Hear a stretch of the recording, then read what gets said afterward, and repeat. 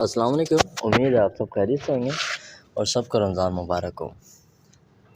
آج کی کہانی کا ٹائٹل ہے پچھل پیری۔ تو واقعہ کچھ یہ ہے کہ آج سے کچھ سال پہلے کی بات ہے کہ سات نام کا ایک لڑکا ہوا کرتا تھا۔ کہتے ہیں کہ اس پہ کسی بری آتما کا سایہ ہو گیا تھا جس نے اس لڑکے کی جان لے لی۔ آخر سات پر وہ اثرات آئے کہاں سے اور ایسا کیا ہوا کہ سات کی جان چلی گئی؟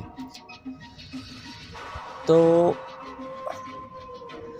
اس کے اب والد صاحب ہیں جن کا نام احمد ہے۔ ان کے گھر کے پیچھے ایک بہت پرانا قبرستان ہے جو ان انگریزوں کے زمانے میں بنایا گیا تھا، جس میں آج بھی انگریزوں کی قبریں موجود ہیں۔ میرے گھر کی کمروں کی کھڑکیاں اس کی قبرستان کی طرف کھلتی ہیں اور گھر کی چھت سے بھی یہ خوفناک قبرستان صاف نظر آتا۔ ساتھ کے کمرے سے بھی ساتھ کی طرف سے چلنے والی ہوا کا بھی گزر تھا۔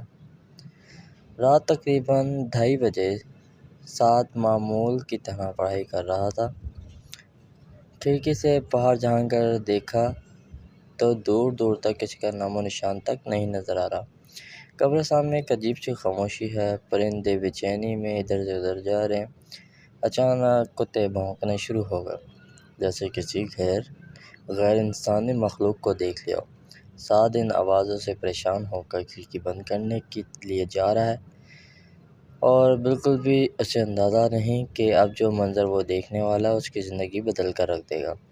سعد کھڑکی کے پاس پہنچا اور اس نے دیکھا کہ ایک عورت نے میلی کچیلی چادر پہنی ہوئی ہے اور کتوں نے اسے گھیرا ہوا اور وہ عورت قبرستان کی طرف جا رہی ہے۔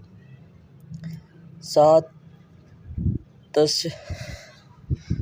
جو ہے تشویش کے عالم میں اپنے گھر سے باہر نکلا اور اس عورت کے پیچھے گیا۔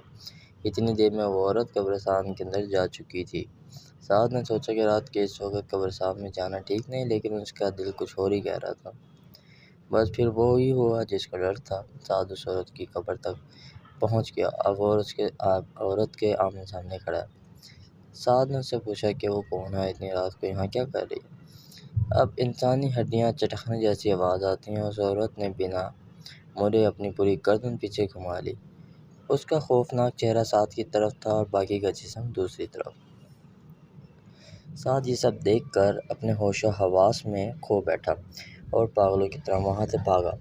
بھاگتے بھاگتے جب وہ قبرستان کے دروازے پہنچا تو اس کا پیر ایک پتھر سے ٹکرایا اور زمین پر گر گیا۔ سر پر چوٹ لگنے کی وجہ سے وہ وہیں بے ہوش ہو گیا۔ صبح ہوئی تو احمد نے اپنے بیٹے سعد کو وہاں بے ہوش پایا۔ اسے اٹھا کر جلدی سے گھر لے آئے اور اس نے رات کو ہونے والے حادثے کے بارے میں سب کو بتایا۔ بس اسی دن سے اس کی طبیعت خراب رہنے لگی اور اسے عجیب سے دورے پڑنے لگے۔ اس رات کی نیندیں اڑ گئیں۔ وہ کہتا تھا کہ اس کے سامنے کمرے کی چھت سے خون ٹپکتا ہوا نظر آتا اور وہ عورت اس کے خواب میں آتی جس کی وجہ سے وہ ڈر کے سو نہیں پاتا۔ اس طرح دن گزرتے گئے۔ پھر ایک دن سعد اپنے کمرے سے نکل کر آیا اور اس کے کپڑے میلے ہو رہے تھے، ہاتھوں پر ناخنوں کے نشان تھے۔ احمد نے سعد کی طرف بڑھنے لگا کہ اچانک انسانی ہڈیاں چٹکنے جیسی آواز آتی ہے اور سعد نے اسی عورت کی طرح اپنی گردن گھما لی۔